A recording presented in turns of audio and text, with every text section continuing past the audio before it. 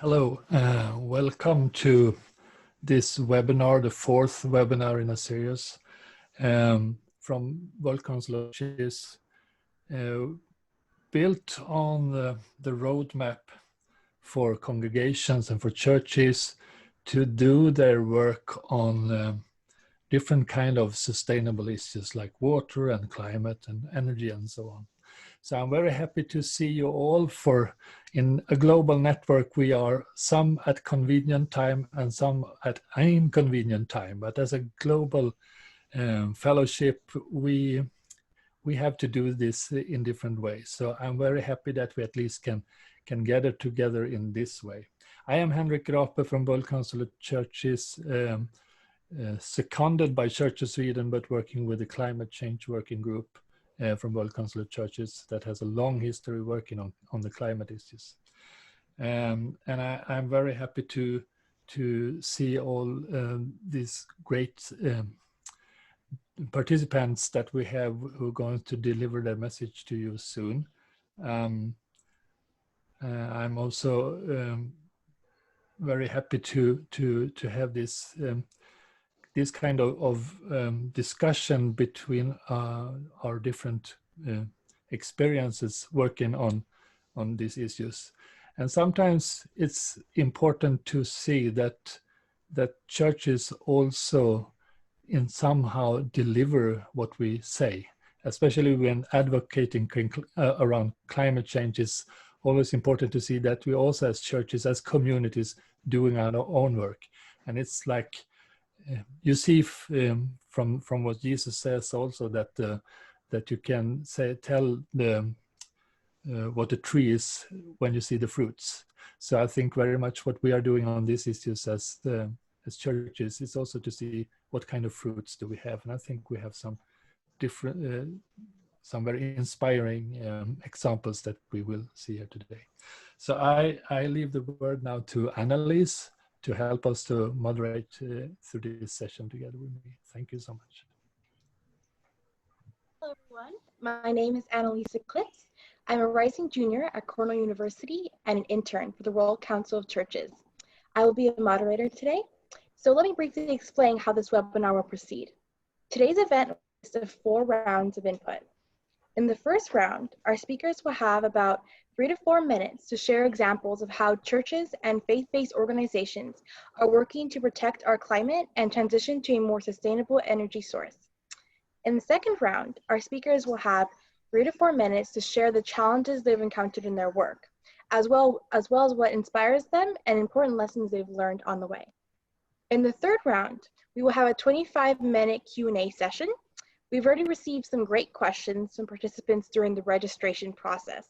But if you have another question you would like to ask the speakers, please post in the chat on Zoom or Facebook Live. We will try to respond to as many as we can. In order to inspire a lively discussion, I will bring 2 or 3 questions at a time to the attention of the speakers.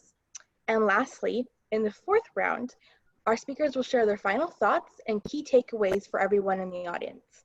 Henrik and I will then conclude the webinar. And now it is time to introduce our wonderful speakers. Chris, would you like to start us off by briefly introducing yourself and your work with St. Andrew's Presbyterian Church? Good evening. Kia ora. Ko Chris Lambourne aho. I'm from New Zealand in the Hawke's Bay, and married to Jill, who's the minister at St. Andrew's. We've been in the Hawke's Bay, the Tauranga, for about 3 years now, and my background prior to that has been in electrical engineering and digital media and telecommunications, and working with business development and strategy for corporates. And so if anybody knows New Zealand, they'll realise that the Hawke's Bay isn't really any of those things. It's a province which is based largely on horticulture and agriculture, and so we've come here and it's quite a different perspective.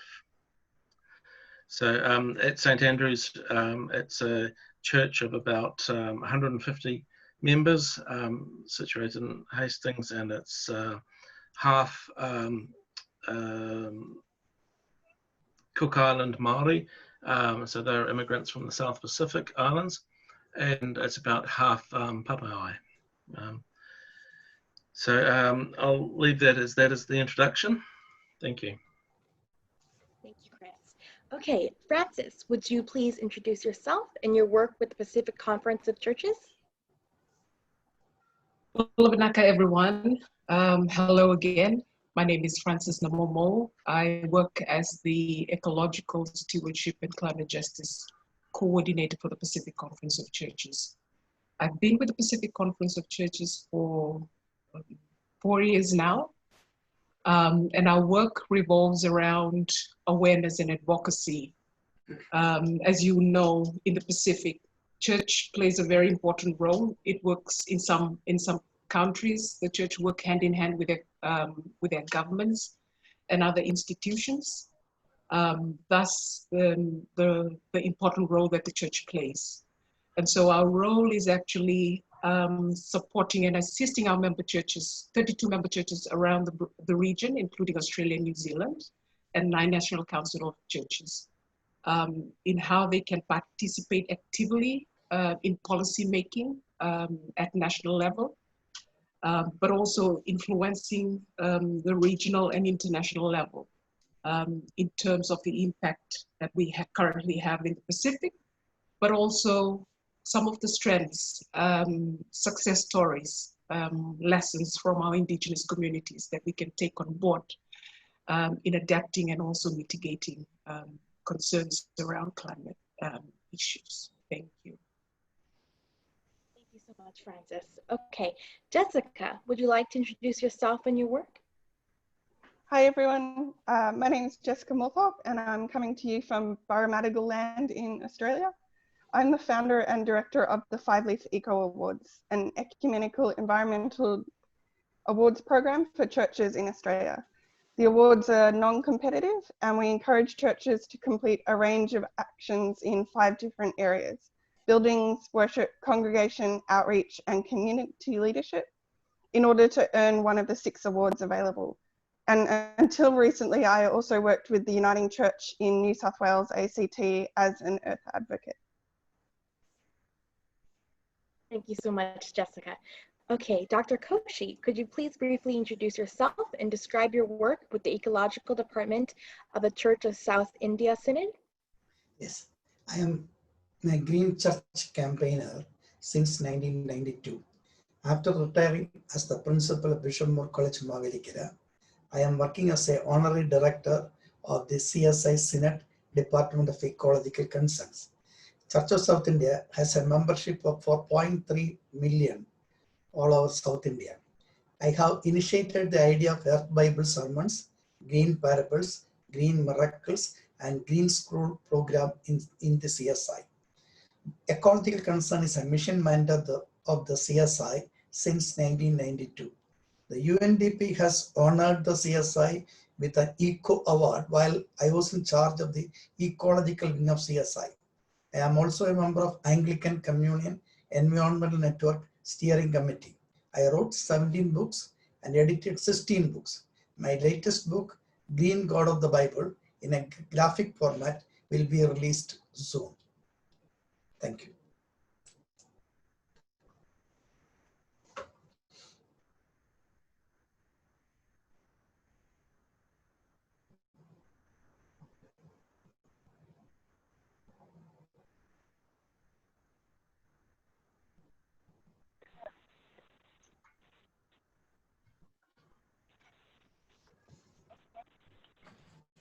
Yes, thank you so much. This introduction is very helpful to see that you have different kind of understanding and different kind of experiences that we would like you to share with us now. So I invite Chris to start to have some to listen what's happening in New Zealand and the discussion and your implementation of getting renewable energy or green energy to people that need it, and your experience from that, please. Thank you. If you could bring up the slides.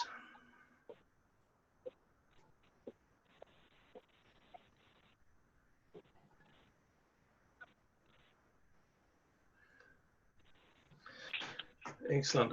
So a few of you will probably be freaking out a bit now, hearing that I'm an electrical engineer. You may well be thinking that, here we go, I'm going to be talking about maths and physics and maths and economics and maths. But actually, I'm going to be talking to you about Jesus. So if we move on to the next slide.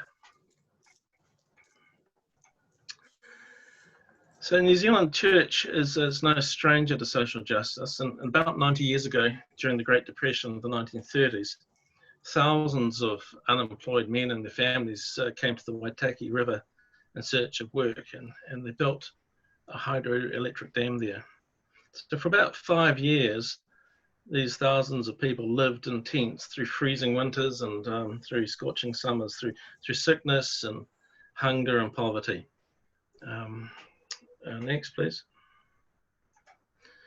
So the local doctor and the local school teacher and the local Presbyterian minister saw these families and workers and the deprivation and sickness they faced. And these three men sat around the manse table and developed ideas on how to apply Christian ethics to politics and economics to help solve poverty.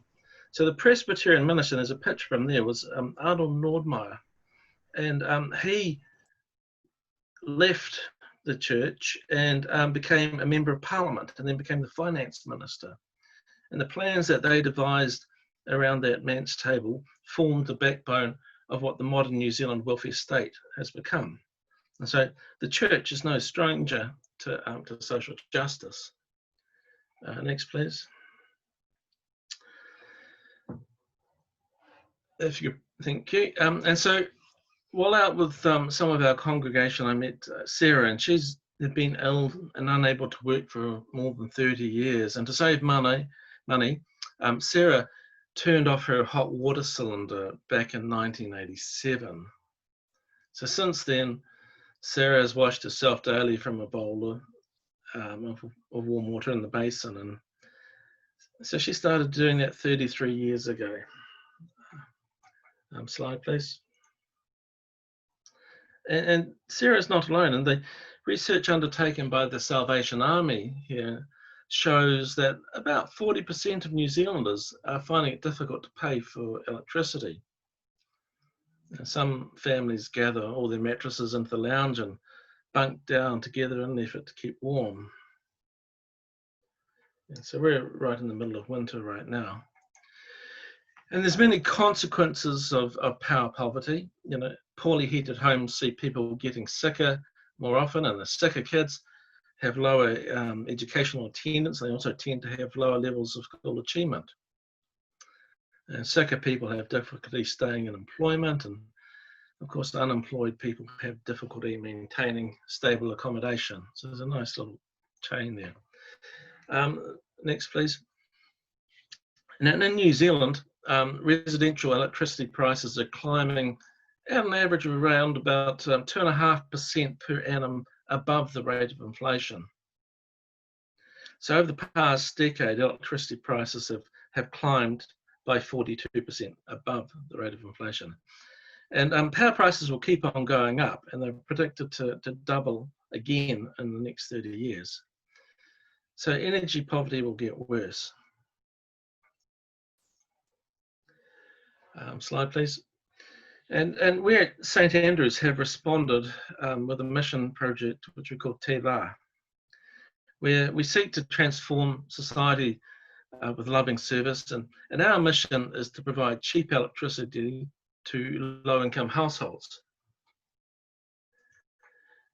Next, please. So we started this mission, and we've had a project that's grown, and it continues to grow. Slide, please. When we started the concept, we were looking to help about 1,500 people by putting in a 1 megawatt solar farm. And after talking with the community, and particularly with the Māori community, we were challenged to up our game and to aid all the low-income people in our province. So that 1,500 people became 15,000 people. And then we got a bit crazy because we were adopted by the Maori Climate Commissioner. And her goal is to get cheap community power for at least 400,000 people, and to do it on a nationwide basis. So here we are now working nationally to promote community electricity generation, renewable electricity, and covering not only solar, but also looking at geothermal and hydro systems. Next, please. Now, we're in the process of raising funds for Te Rā, and while we can talk about technology and business models, the heart of our mission project is about people and relationships. So please pray for us in our mission. So thank you.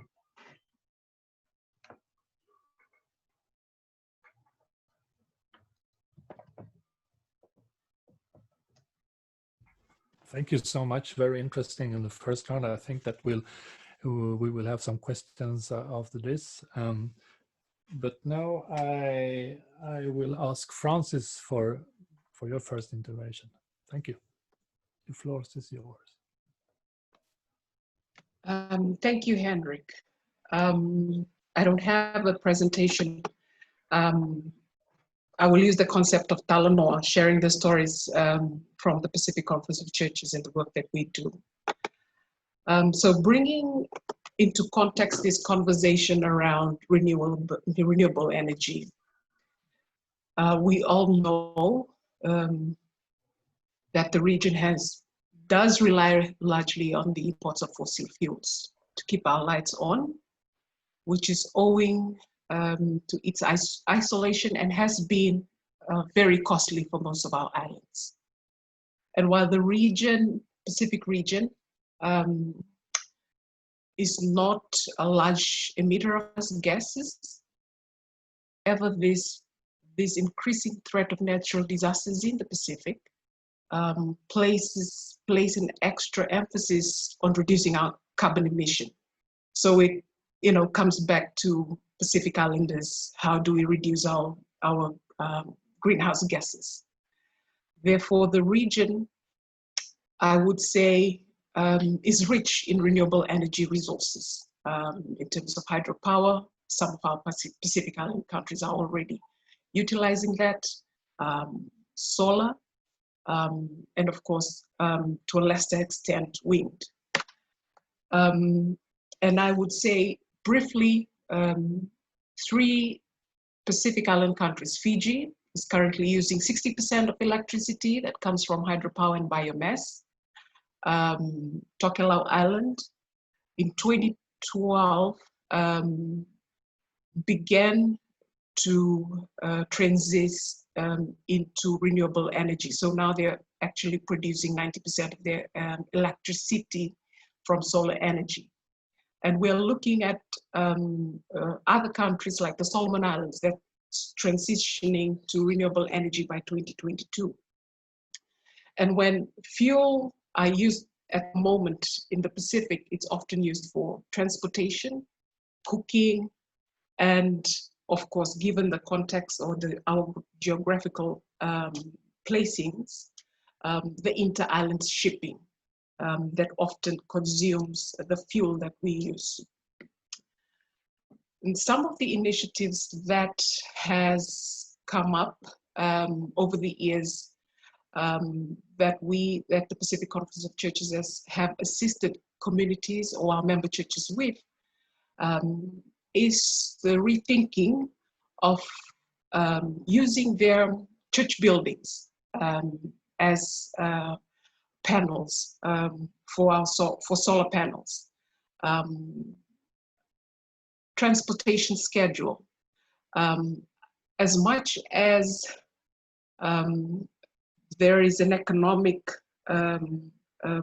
rethinking model that our Pacific Island countries are trying to re-narrate, this is a challenge that we often have to encounter.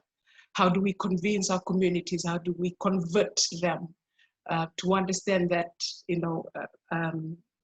adjusting or adopting renewable energy lifestyle would actually help them in the longer run, not just in terms of financially, but also in responding to climate impacts of climate change. So carpooling has been raised in some of our discussions, in some of our meetings. Bicycles, having footpaths created by governments for communities to utilize. But there's a sustainable transportation that I want to emphasize on, given the context of the Pacific. Most of our people travel to outer islands. The sea transportation, or the reviving of the traditional canoe. This has allowed a lot of our communities to rethink their current transportation methods. While most communities are using outboard motor that uses a lot of fuel, this is an approach that started in 2009, not only to revive navigating skills for our Pacific Island brothers and sisters, but a way to also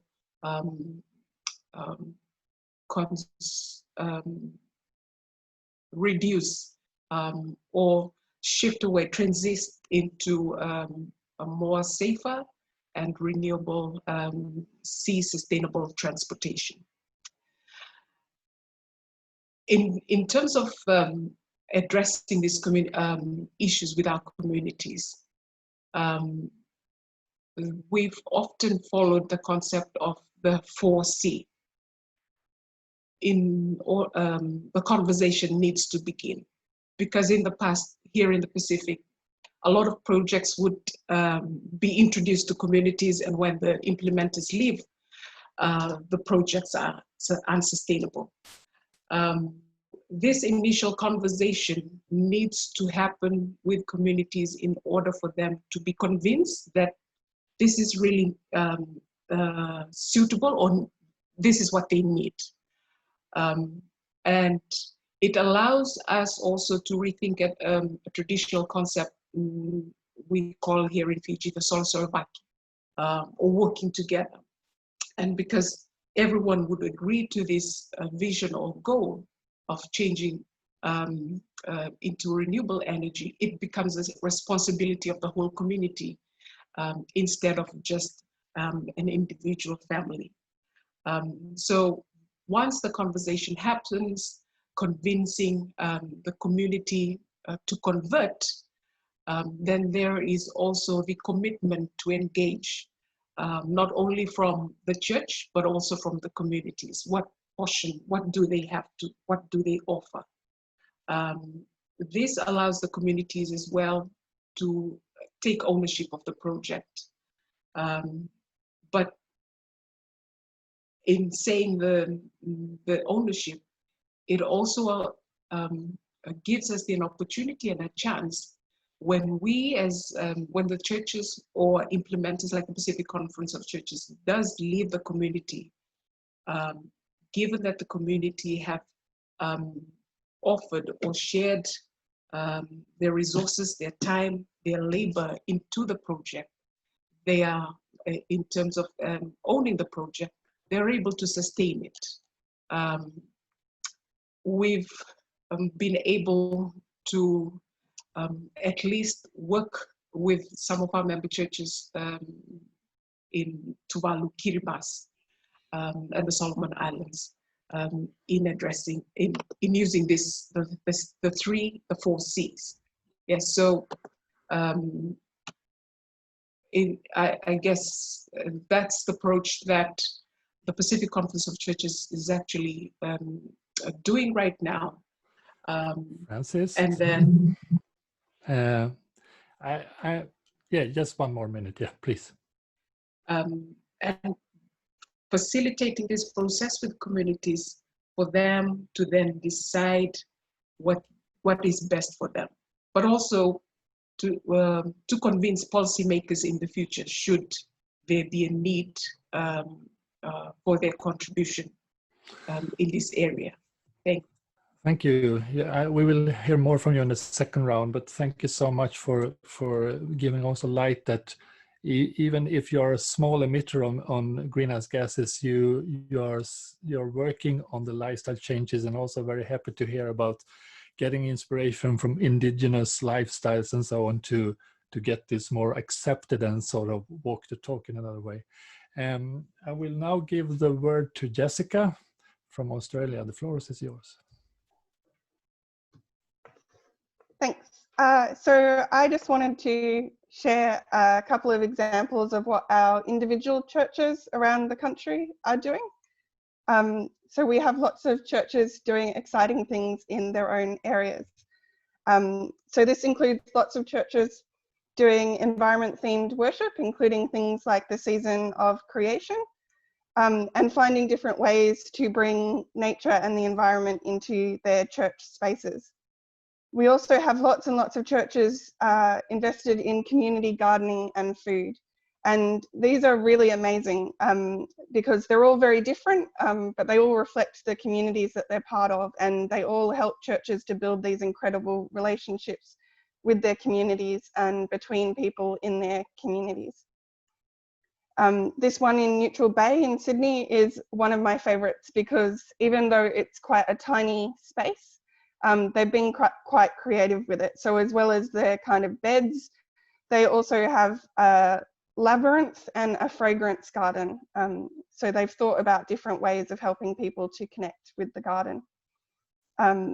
And this is where they share their produce with their local community. So they're on quite a busy road and people can just come past and get some of the produce from the garden. This is Warrandyte Uniting Church in Victoria, and this is their peace garden. And so one of the ways that they got people involved in this garden was by inviting them to paint a tile for the artwork. And they had over 1,000 different people paint a tile. And now all of those people feel a connection with this garden. We've also got lots of churches working on reducing waste. This is another community garden in Perth, in Swanview. But what's special about this one is that every single bed is recycled. So you can see the old bath. But the painted beds are actually old fridges as well.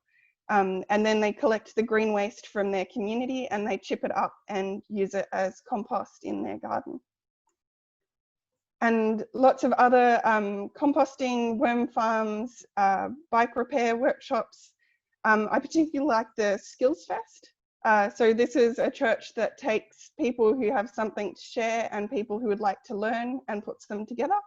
And so one of the things we often find in our churches is that we have lots of people with great skills like knitting and crocheting who are a bit older. And then my generation kind of really wants to learn those skills. So why not bring old and young, skilled and unskilled together so that we can learn from each other. We also have churches doing things like toy libraries, which is another great way to reduce our consumption. Lots of ways of saving energy. It doesn't have to be complicated. It might just be having a knee rug in church or using a fan instead of the air conditioning. But of course, we also have lots and lots of churches with solar power. And this one at Uniting Church in the city in Perth is in fact the largest solar panel installation in the Perth CBD. And so this church felt that it was important to do that to provide leadership to their community. We also have lots of churches who have chosen to also use this as a witness to their faith through the solar crosses. And I like the tagline for this one at Tacoma Uniting Church in Victoria, powered by the sun. It's a little bit lame, but it works. And then we have churches doing great things like this food co-op in Brunswick, which allows everyone to be able to access environmentally friendly food products. St. John's Cathedral, doing their carbon fast and with their bees and chickens, as well as their beautiful classic kind of Gothic cathedral. And we also have churches who are working to care for their local environments. So this was a gully next to an Anglican church in Charlestown, and they were worried about all of the weeds and everything and put a lot of work into restoring it. So now it looks like this. And there are lots more stories on our website if you'd like to have a look. Thank you so much. Very inspiring to see all those kind of local initiatives that, and also to lead in different ways in the in your local communities to actually get people to think. Also, I also like the things of having sharing different skills. I think that is something that we often forget. So now it's time for you, Dr. Matthew. The floor is yours.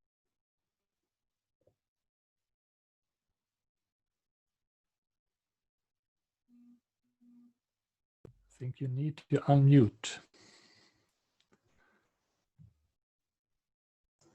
Slide number 3 onwards.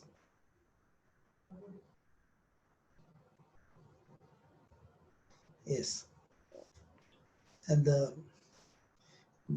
policy of Church of South India is think globally and act locally.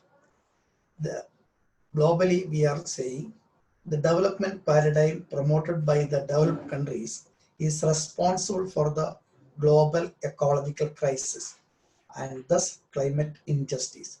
Hence, the developed countries have to change their present development paradigm, which exploits fossil fuels, resulting in climate change. The world energy economy is on the verge of a major transformation. Our fossil fuel-based automobile-centered throwaway economy is not a viable model for the world. The alternative is a solar hydrogen energy economy and a comprehensive use and recycle economy. As an organized body, the church can work as a catalyst in this transformation for a sustainable economy. Green church movements are building up a sustainable economy to protect the rights of the future generations. Next. Act locally. What the churches can do here to mitigate the climate change impacts. We have to change our lifestyle. There should be a green protocol for the churches. It is a witness and a green discipleship. The CSI has a green protocol. We have energy conservation protocol. We are reducing electric lamps during the daytime when there is enough light. LED system in church and its buildings. Solar energy in churches and all the institutions owned by the churches. We are promoting biogas wherever possible, encouraging people to depend on energy conservation methods like the solar system and biogas plant. For disadvantaged groups, church is giving subsidy to find sponsors. Next. CSI is working for climate resilient communities. Our projects are Climate Justice Ministry, publication of eco-resources materials for clergy and teachers, Green Protocol, Green School Program, Green audit for the diocese, schools, homes and institutions, carbon neutral communities, climate resilient schools and communities. Next. Harvesting the rainwater from the rooftop of all the churches and buildings, encouraging people to harvest rainwater from the rooftops and make rain pits on the land for water recharge and avoid leakage of the water taps, propagating the planting of a plant called vetiver to enhance groundwater recharge and avoid soil erosion, planting sapling in the church campus during the important functions, encouraging planting of fruit-bearing plants in public places which will be used by other creatures of that area. The CSI has been promoting biodiversity. Our slogan is plant fruit-bearing plants outside your boundaries and nurture it, highlighting our spirituality of caring for all. Ensure that the saplings planted are watered and manured well. Next. Use materials which are made sustainably. Use locally made goods wherever possible. Also take into account the lifetime cost of the materials while repairing, altering, building premises. Promote and encourage eco-friendly constructions. Our slogan is reduce, reuse, and refuse. Therefore, reduce waste as far as possible. Reuse waste by composting. Refuse waste by coming from corporate lobbies. Our wrong agricultural practices are responsible for many diseases, malnutrition, and poverty. Next. Next. Okay, thank you.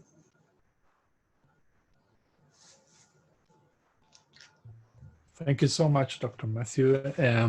Very interesting to hear. I mean, there is something, there is a likeness of all the presentation that goes to act locally and think globally. And I'm very happy to see that also from, I understand why your next book is called The Green God or something like that.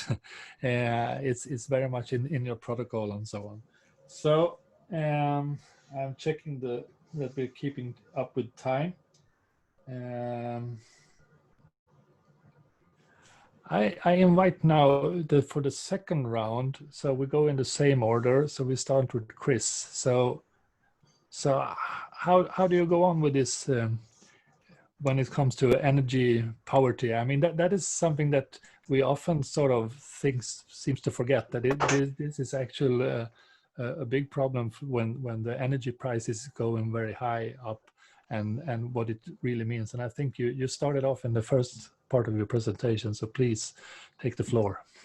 Well, thank you. I have a few slides to encourage me with, if you'd like to start those. Thank you. So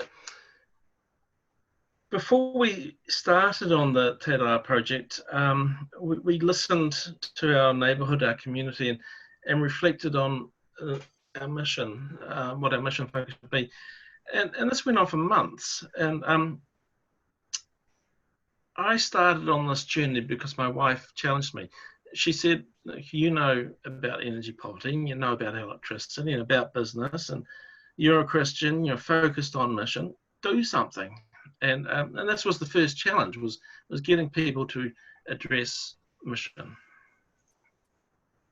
The second challenge that we had, if you could change slides, please, was to go through a discernment process. And, you know, what is God calling us to do? And, you know, we reflected on the gospel, and we talked to practitioners around the country and some overseas as well. And we really tried to listen and discuss the issues with the community, the mana whenua. And so there's the, you know, the sign, they're nothing about us without us. It's for us. And so, you know, we're trying to understand that you can't apply mission as a helicopter response, and we're designing the mission and running it with the people for whom it seeks to serve. Next slide, please. So the full name of our project is Tame Nui Te Rā, and that's a Māori saying, it means great son of the sun. So Te Rā is the sun, the star in the middle of our solar system. And it's a name gifted to us by the Māori Synod of the National Church. And Tame Nui Te Rā references part of the Māori creation theology. And so, you know, part of our listening and is to listen to our elders, our kaumātua, to guide us and to have a Māori perspective. Next slide, please.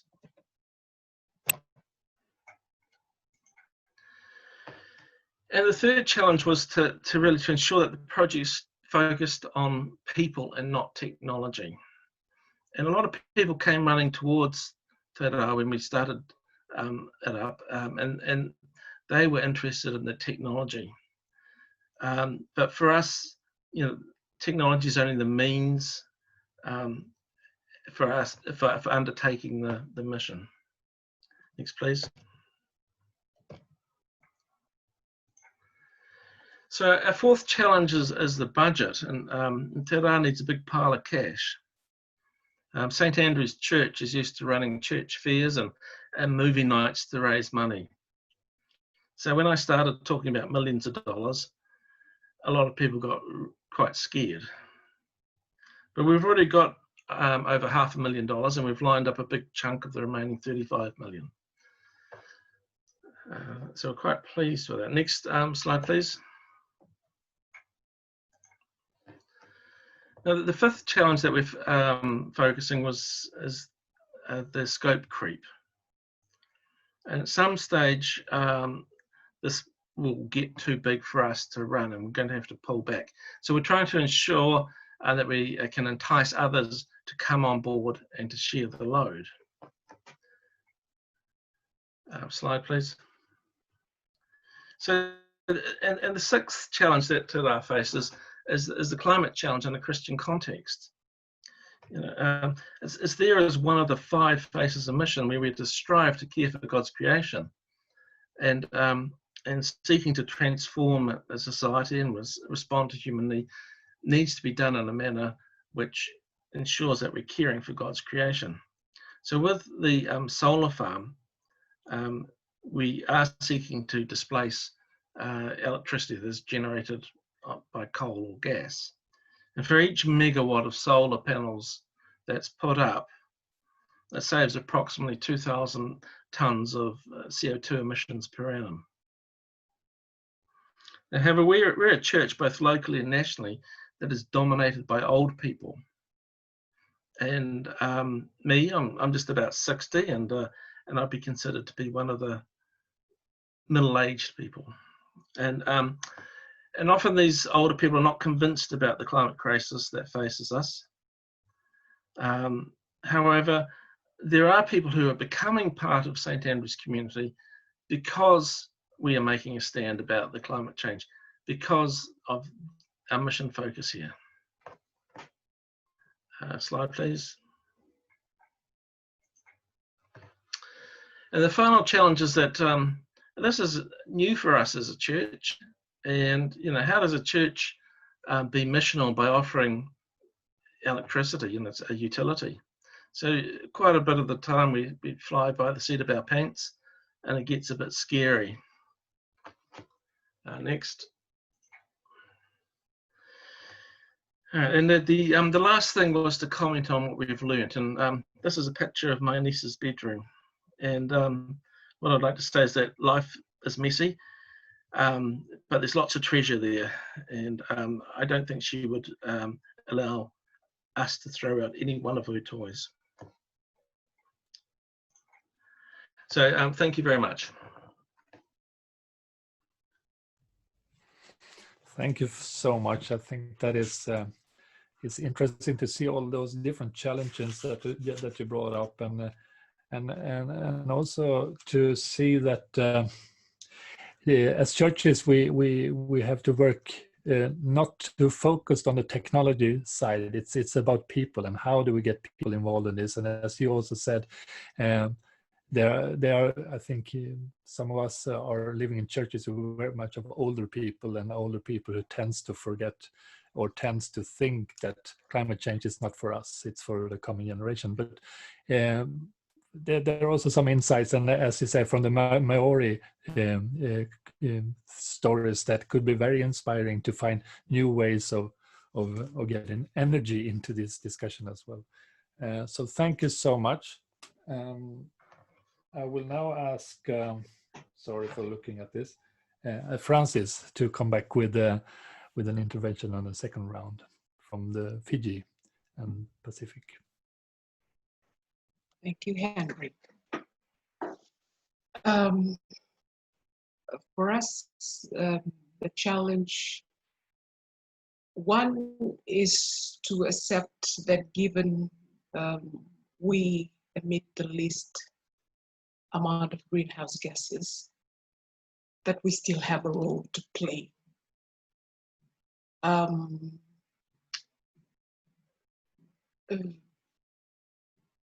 That we can at least offer the message of hope, given the physical impact that we can see in most of our Pacific Island countries, from the coast and up to the highlands. And I guess this is where there's a continuous conversation of the need for the church to be at the center and provide the space you know, for fears, for people to share their fears, but also at the same time what they hope in this context. One of the main, the second challenge also is that a lot of the adaptation and mitigation projects, you know, to facilitate what we are facing here in the region are coming from outside.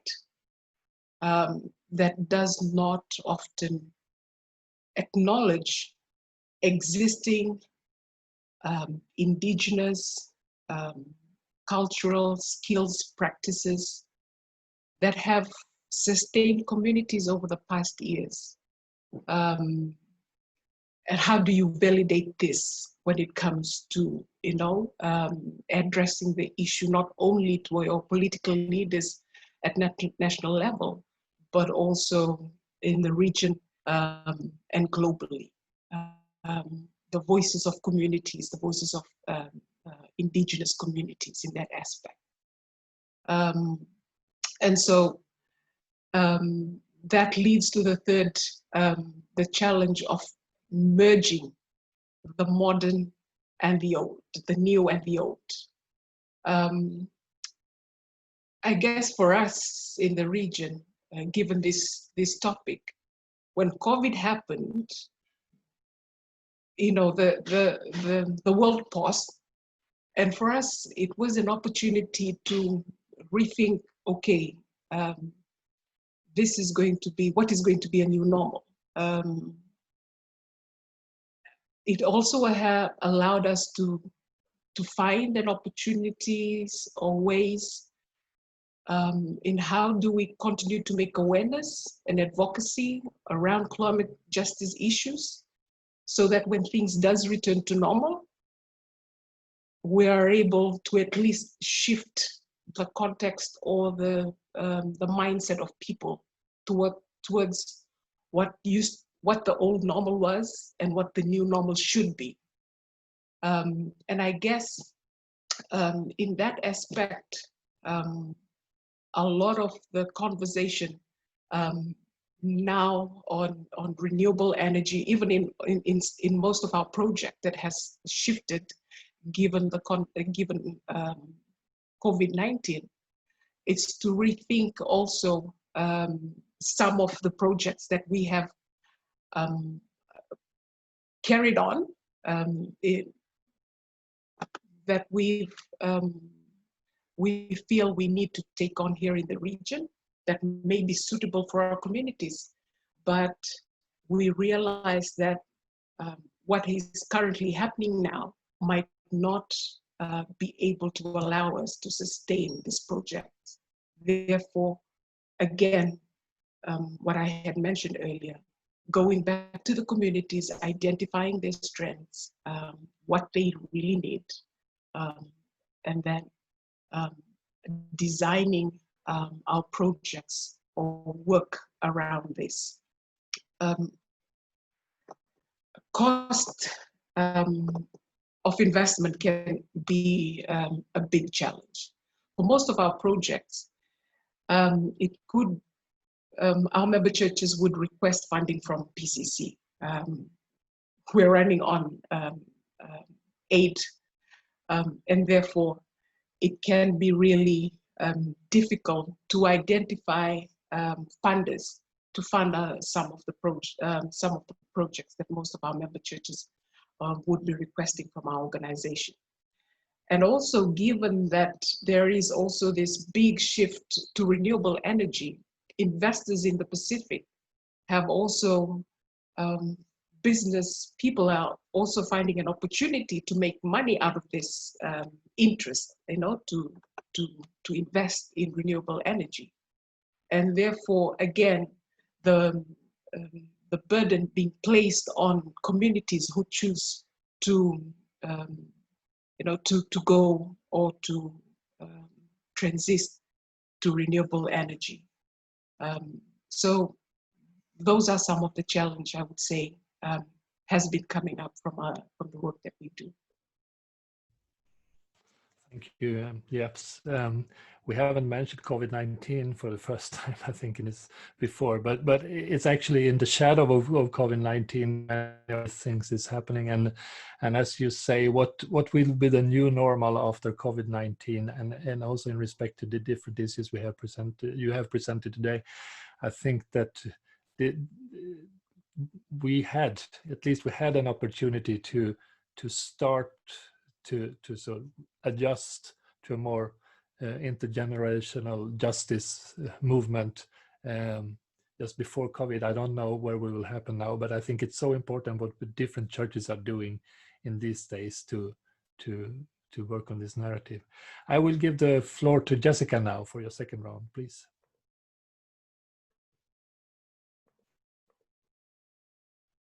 Great. So some of the barriers and inspiration. Firstly, just churches are really busy. It's not an easy time to be a church, and particularly leaders tend to be really, really overworked. And I think that means that environmental ministry often just ends up kind of in the too hard basket, and people can't find time for it. So one of the things that really inspires me is the story of St. George's Uniting Church in Eden. And this is now one of the most eco-friendly churches in Australia. They have a community garden, a native garden, and an Indigenous food garden. They run workshops and lunches and all sorts of awesome things. But I love this quote from them about how they started. We started with enormous faith and no garden tools or money to buy them. On the first day it rained and only one person turned up, Roger. As it happened, he was an artist and designed our sign, and everything happened from there. So that's kind of my answer when anyone tries to say that this stuff is too hard and they can't do anything with their church. Another real challenge for us is mainstreaming. So we're really proud of the churches who are in the awards and the amazing things that they've done. But we have about 36 churches in the country who currently hold 5-Leaf Eco Awards. And there's probably maybe hundreds more who haven't heard of the awards yet and hence haven't been able to get one. But it's estimated that we have about 13,000 churches in Australia. So obviously, you know, the proportion is not quite as high as we would like. I mean, I'd like to see all 13,000 churches having done enough to get our awards. And you also see this in our National Church Life Survey. So only 16% of churches have actually celebrated worship with an environmental theme. And particularly concerning is that only 2% of churches have a church environmental team. And I think we really need to work on those numbers. Another thing that concerns me is this kind of reflection that many people think that the environment is a responsibility, it's something that we should be doing, but they don't necessarily see it as mission. They don't necessarily see how core this actually is to our faith and to being good disciples of Jesus. So we need to be able to work on that 26%. And also on the 31% who think that environmental ministry is part of mission, but there are greater priorities. And again, I'd want to challenge them that this really needs to be a higher priority. But some of the inspiration, we've had lots of great international leaders helping with these things. Obviously, Laudato Si and Pope Francis, some of the statements from the World Council of Churches, the Evangelical Environment Network are really great for helping some of the more conservative churches to get on board. And of course, the Ecumenical Patriarch Bartholomew has just been such an incredible inspiration over decades. Another real challenge is turning talk into action. So if I use my own church as an example, because I know it best, the Uniting Church has always talked about the environment. We have 13 different national environmental statements and resolutions, and we first passed a national statement on climate change back in 2003. But we still kind of struggle to translate that into action by every part of the church and to truly integrate it through everything that we're doing. But one sign of hope is the New South Wales ACT Synod. And last year we passed a resolution to create a climate action strategy. And so now we have these 5 task groups, and they're all working to try and take real action and turn our words into action. Another exciting thing that we've been doing is that we realized that climate change is really causing a lot of anxiety, particularly for our young people. 59% of Australian young people see climate change as a threat to their safety, and they really want us to move towards renewables. So the last 2 years we've been holding these climate pastoral care conferences, and these have really actually been breaking new ground by connecting the budding field of climate anxiety and climate psychology with our ministers and those who provide pastoral care in our churches, so that we can care for our churches and communities in this area. But a big challenge for me is always lovely to be on a panel with Francis, because I talk to Francis and James and my brothers and sisters in the Pacific, and I just have to wonder, you know, we're trying to do all these great things, but when churches and communities are sinking, is it enough?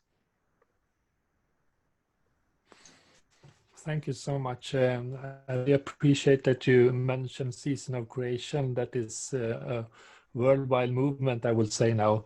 But also, as you did, your last picture here is are we really understanding the enormous threat that climate change is to the world right now? I'm not sure that we are. I'm also very much in favor of the youth movement around the world, coming from the land of Greta Thunberg. I guess you know that this is one of the important of the intergenerational justice part, that is also the threat of climate change. So very happy that you brought it up. So Dr. Matthew, time for your second round. My slide. 8th number slide number 8. The next is our challenges and inspiration. From our experience, people above 35, they appreciate our work, but they won't change their habits and style by themselves. Train children, we can see wonderful changes. Following slides will give you some inspirational stories of our children through Green School program. The CSI is implementing Green School program in 2,000 schools owned by Church of South India in South India. Next. The Green School program teaching the values of sustainability when they are young, transferring the values of sustainability to the family members through children, enhancing respect to nature through environmental audit, making children eco-warriors against climate change. Learning thus becomes a joyful experience. Next. These are the slides. The teachers and students are working for we are working in the vegetable garden. Next. Children are working in vegetable garden. Next. Students are watering vegetables before the classes. Next. The Center for Science and Environment, New Delhi, selected one of our lower primary schools of CSI. The CSI as the best green school in India. They received the award on 6th February 2019. School brought about measurable change in the management of the resources within the school premises while sensitizing the school community. Next.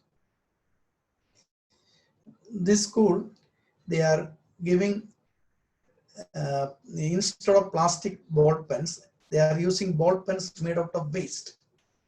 Then the students of the school avoided plastic bottles or any throwaway plastics.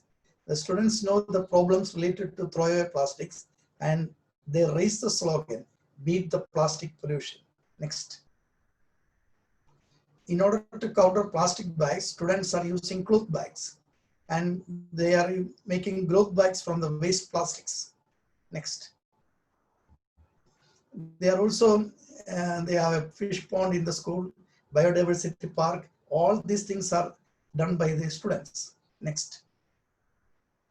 The school adopted a ward consisting of 400 houses for propagating the waste management techniques. A batch of 5 students visited around 330 houses along with the parents and senior students studying in colleges. It became a program of the whole village with the participation of different categories of people.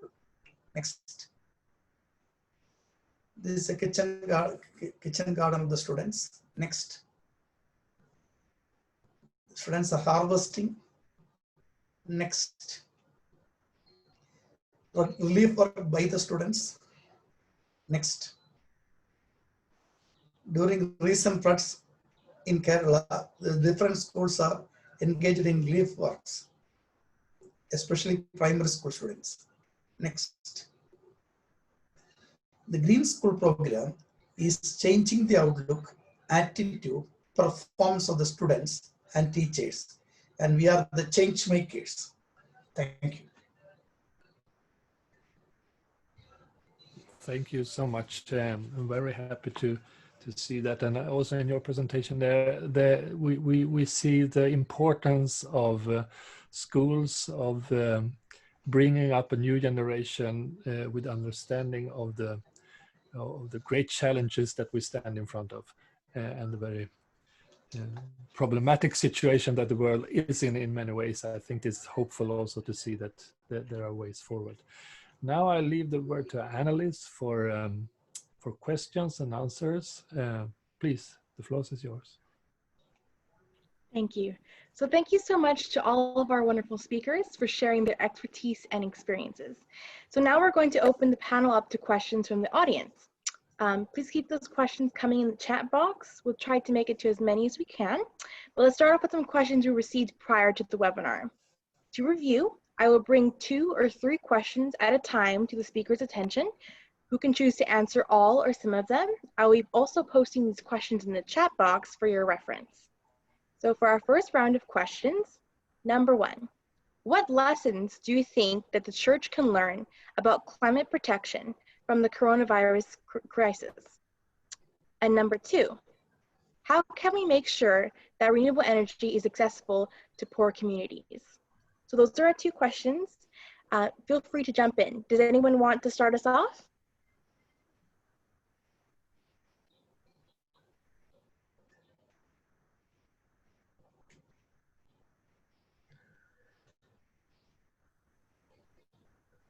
Francis, would you like to share a couple thoughts on any of those questions?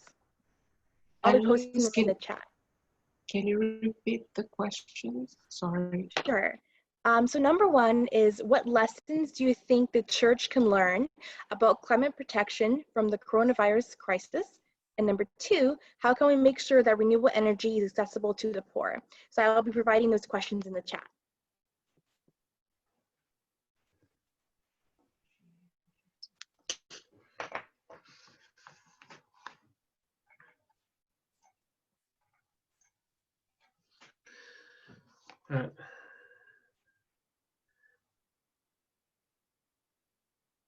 Chris, would you like to share a few words? Yeah, one of the things I feel is that with the coronavirus, that we're in a situation where we don't want to go back to the old way of doing things. So, you know, we've got this new new normal, and we need to capture the momentum of change, the acceptance of change, to push us onto doing different things, and that's where having greater respect for the climate, so for the environment, and doing activities which mitigate against climate change or make us more resilient to it, become part of that. And so we're on this this world which is has forced us to move away from a normal way of doing things, and we need to capture that that acceptance of changing and embrace it. Thank you so much, Chris. That was great. Dr. Koshi, would you like to share a few words? See, we have to take environment seriously because climate change is giving mutation to the different small viruses. First thing. Second thing, we are not taking into account the deforestation. So human being and animal conflicts are there. So virus from animals are jumping into human being. So definitely we have to protect the wild animals, forests, and we have to take necessary steps to avoid climate change. Thank you, Dr. Koshi. That was great. Does anyone else want to chime in on one of those questions in the chat?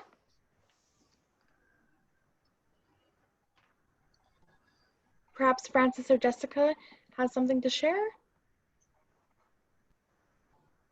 On the first question on church can learn about climate protection from the coronavirus crisis. I've often wondered in how we quickly respond to the coronavirus pandemic.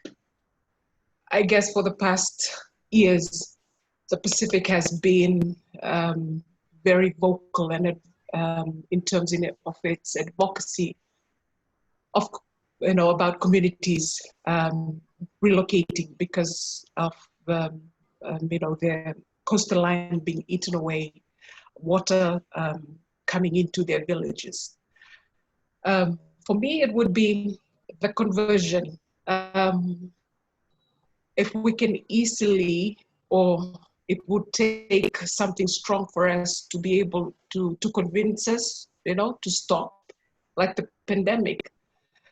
The question would be for the church: have we done enough? Are we being prophetic enough in our voice for to our leaders, governments, for them to make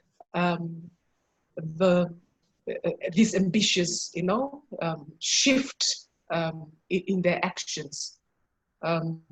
We've had a lot of COP meetings, the agreements. Are we doing enough? So yes. Francis, that's a great point. We definitely need to address climate change with the same urgency as we've addressed the current coronavirus crisis. Does anyone else in the speakers want to contribute to those questions in the chat, or should we move on to the next round? Dr. Koshi? So we are doing our best to educate our people, and all the institutions are changing into renewable energy in every aspect. So we can see a great change in our, we have some model centers also. The CSI Synod Center at Chennai is a model. We have solar panels, recycling the wastewater, and also we have another center at Vadara. It's a model camp center, like a renewable energy, water recycling. We are using gases and everything. It is a model center. So people are imitating by seeing all these things. Okay, thank you. Dr. Koshi, I believe Jessica wanted to share something. You have the floor now. I was just going to mention in Sydney, we have a really inspiring organization called the Sydney Alliance, which is organizing communities to build power and to speak up for themselves. And so one of their campaigns at the moment is called Voices for Power. And so they're gathering people often from ethnic poorer communities in Southwest Sydney to be able to actually stand together and to have the power to speak together to our government and to ask them to allow them to be able to access affordable renewable energy so that they can live better lives and have smaller bills, but also be a positive part of acting on climate change. And I've been really inspired to see their leadership and to see how they're not just kind of sitting down and allowing us to forget about them, but they're actually speaking up for themselves and changing government policy. And I think that's awesome. Thank you so much, Jessica. That was very inspiring. Okay, so I think we're going to move on to the next round of questions. So for number one, what activities can families and children do to get involved in the fight against climate change? And number two, this question is from Mr. Kalogorakis in the chat box, and he asks, may I ask the presenters about the engagement of the local societies in your projects? Are the renewable energy sources accepted by the local stakeholders and policymakers in order to fight against climate crisis and poverty and to gain solidarity? So I'll be posting that first question in the chat. You can also see that question from Mr. Kalogorakis right above my question as well.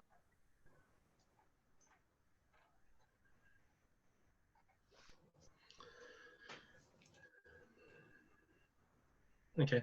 In New Zealand, there is quite wide acceptance of solar, but there's also quite a few people who work against it, and it's often the existing commercial entities that are resisting having new and cheaper electricity come into the grid. But having said that, there are no special licenses that are required. The local councils have made this a permissible activity on houses and on land, and the community, individuals in the community are generally quite encouraging about having solar energy. Already in New Zealand, approximately 85% of electricity is generated from renewable sources. And we have a lot of focus on the agricultural emissions and also the transportation fleet. One of the problems we have with the communities that we're trying to engage with, which are low-income people, is that often they're in rental accommodation, and the ability to have rooftop solar on individual houses is limited because it's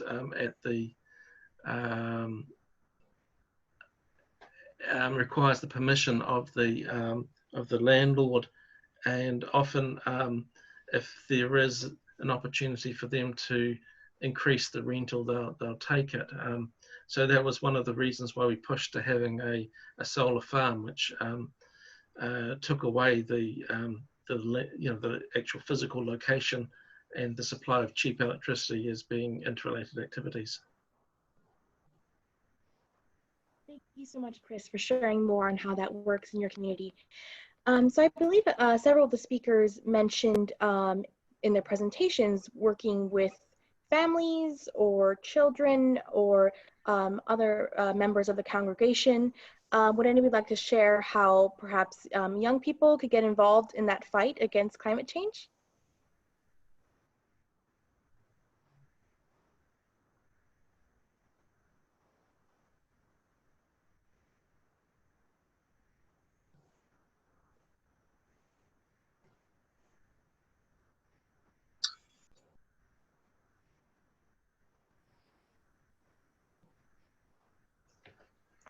Perhaps another speaker would like to address the second question from Mr. Kalogorakis.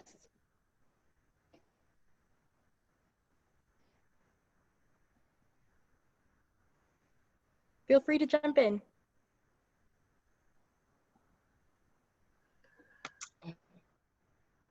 Sorry. The second question on renewable energy sources accepted by local stakeholders and policymakers. It's quite interesting in the Pacific when there is an economic model or a development charted out there that a lot of our governments aspire, for our country to reach. And on the other hand, we know and we've seen the impacts of climate change. It can be quite difficult while trying to to adapt, to mitigate, or to create these projects with our communities, that at the same time you see your governments doing the opposite. I would say that that is quite a challenge for us, for some of our countries in the region. But that has not stopped the churches or the communities, but to engage and, you know, call out governments to be accountable for this. I guess I would say I would like to share this example from one of our member churches in Tuvalu, Ecclesia Kelesiano Tuvalu. We received an email or report a few months ago that they were investing on solar energy, but this is part of their contribution to the national NCD of Tuvalu government. So while the government does its own, you know, pave its own way in trying to develop and what development looks like in the global context, the church, on the other hand, tries to at least provide support on the other side in terms of advocating on climate justice. Yeah.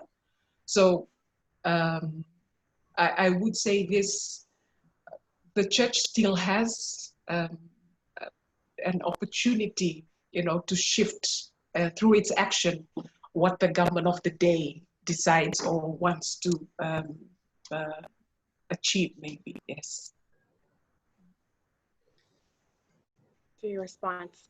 No. Okay, so the time for our Q&A section is over. And now I would like to invite all of our speakers to share some concluding thoughts. So what do you hope that those are watching take away from everything you've shared? I'll invite Chris to start us off. What words of encouragement or inspiration do you would like to leave the audience with? Okay, I've got some slides if you can bring those up.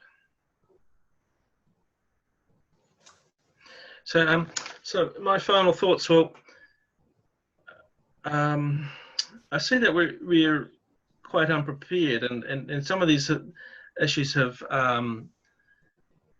been addressed by some of the other speakers as well. And so, if I move on to the next slide, is it that so I'm involved in a number of businesses as a consultant, and there are 4 things that I tell businesses that they need to have involved or to be addressed inside their strategies, and they've got their own particular ones, but there's 4 sort of wider ones that are that our society is pressing on them, and the first one is about offering digital services, and the second one is about managing the impact of artificial intelligence. The third is about being inclusive of to women or racial minorities and sexual orientation and age. And the fourth one is about adaptation and preparedness for climate change. And I see that the church is no different, and unfortunately I often struggle to see what our strategies are in those areas.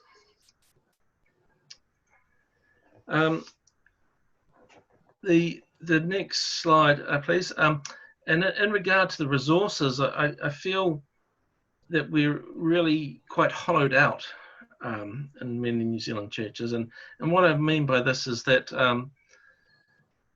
you know, churches used to be full of you know, active lawyers and farmers and teachers and doctors and engineers and business people, and now often at best they're retired, or at worst they're dead, and it's left us with a gap in our capacity to do things. Next, please. And so Te Ra has reached out to other denominations and other parishes and youth groups, and we're talking with people across the country and even a few internationally, and partially, you know, this was an attempt to inspire others to undertake more mission work, and partially it was to attract people into this project to help resource it with their skills and passion.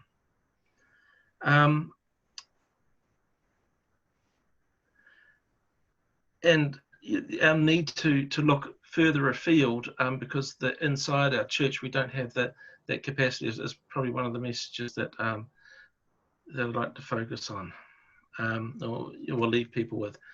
And surprisingly, it's we are creating a wider church with the Te Rā project, and it's not one that comes to worship on Sundays, but it's one that actively engages in the mission activities. You know, and ultimately the mission of the church is to build God's kingdom on. So so next slide, please.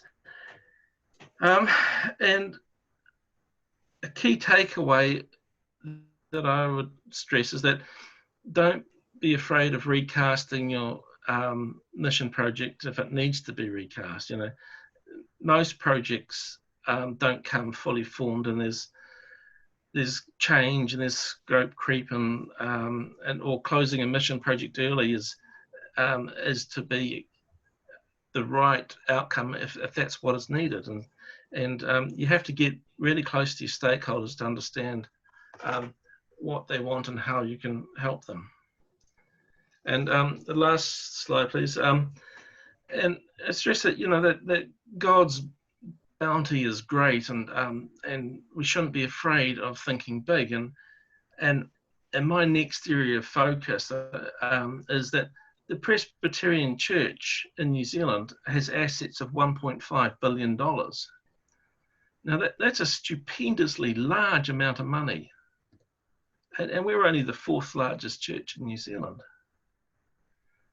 And it makes the Te Rā project, you know, its budget of $35 million, it makes it look tiny. And that $1.5 billion is tied up in partially used buildings and churches where there's more empty pews than full ones. So I question how this wealth can be used to build the kingdom of God. So good night and haere rā. Thank you, Chris. Thank you for those words. It's important to understand the struggles and the challenges as well as the positives in order to find a way forward. So Francis, would you like to share a few quick final words? Yes, my final thoughts. You know, with the current pandemic, I may have said this before, the church really has a big responsibility to continuously make aware, remind, advocate, encourage what the new normal should be, if we don't want to go back to the old normal.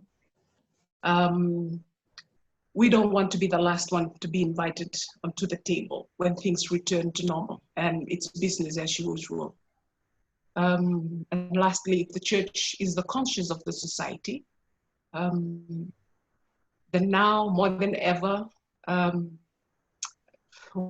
you know, taking advantage, not that it's good advantage, I mean, given the current context of the pandemic, I think we must continue to stay woke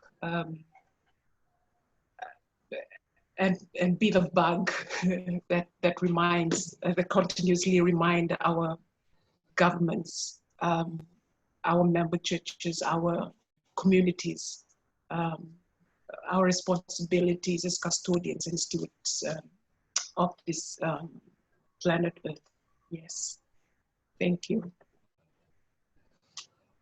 Thank you, Francis. That was very insightful. Jessica, would you like to close us off with a few words? Yep. There's actually a really great comment from Roger E. in the chat group asking about the interconnected nature of the climate, financial and health crises. And there's huge links between all of these. Also racism and a whole bunch of these huge issues that are facing our world today. They're all interconnected. And you know, possibly you could say the root of many of these crises is in fact a spiritual crisis.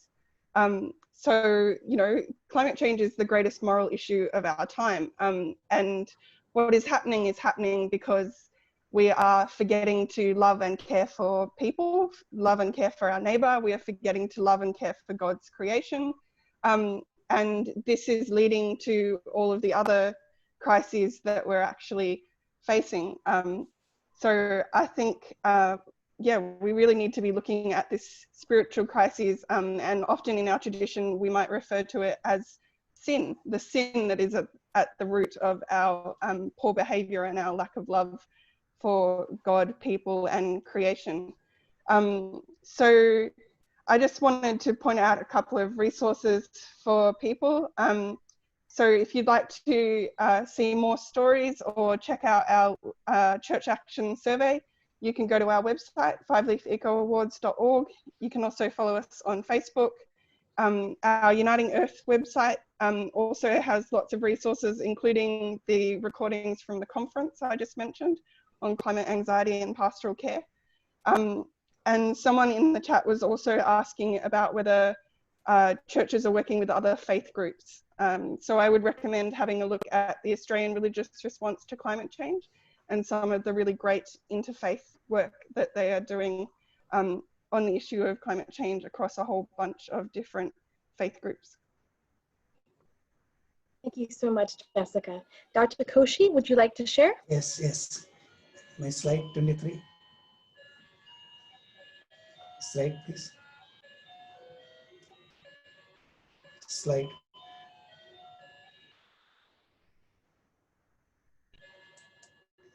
The church should be committed to protecting the integrity of creation, and it should reflect in the life and the ministry of the church. Churches are indeed expressing their solidarity with our groaning creation, eagerly waiting for redemption. Church should respond prophetically or lament like Jeremiah when people exploit natural resources and consequently crucify God's creation, flora and fauna. Churches which could respond to the global ecological challenges through green discipleship, eco-auditing, mitigation, and adaptation are known as resilient churches. In Genesis chapter 45, we read the biblical tale of a climate change story.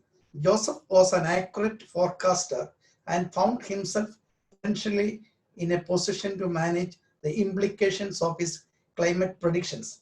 Joseph was able to change people's thinking towards prudent planning for the future. Joseph and Pharaoh had 70 years. Like Joseph, church has been selected by God as an ecological prophet to save the world from a crisis. Let us work for climate resilient communities. You can visit our website to watch various videos, www.csiecoconference.com. Can you show the slide?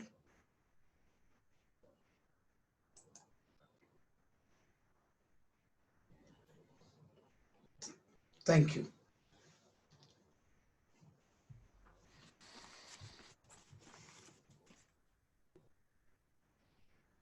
So Annalise, did you have some final words before we wrap this up? Yes. Thank you so much to all of our speakers for your willingness to share and to discuss. Thank you also to our audience on Zoom and Facebook Live and those watching the recording on YouTube. I hope that you've all been inspired and energized by the stories and initiatives that you've heard about today. So this webinar is the conclusion of our series, Churches on the Road to an Economy of Life and Ecological Justice. You can find the previous webinar recordings on the World Council of Churches YouTube channel. Thank you to all of those who have been following and supporting us for the entire series. As many of the speakers have mentioned today, we are all living in an unprecedented time. So we hope that this webinar series have helped to bring the goals and vision of the roadmap to life, that they've been fruitful for all those who've been viewing, and that they all inspire us to walk the talk, put our faith into action, and to address these issues of environmental justice with a renewed vigor. And now is the time to close our webinar with a prayer. Yes, please, Bishop Seraphim, if you can say a short prayer to end this. And before that, I just also want to thank Annalise so much for all her work she has been doing for making these webinars. Thank you so much. Please, Archbishop. Thank you, Dr. Grape. Can you hear me? Yes, yes. In the name of the Father, of the Son, and of the Holy Spirit, amen. I'm going to use some prayers prepared by our ecological social ethics group of our students in our ecumenical institute. Use this service when we have a meeting of the executive there. Let's pray, first of all, for our churches to carry on promoting renewable energy and projects for climate protection. Let's pray for the protection of the humanity from the pandemic of COVID-19.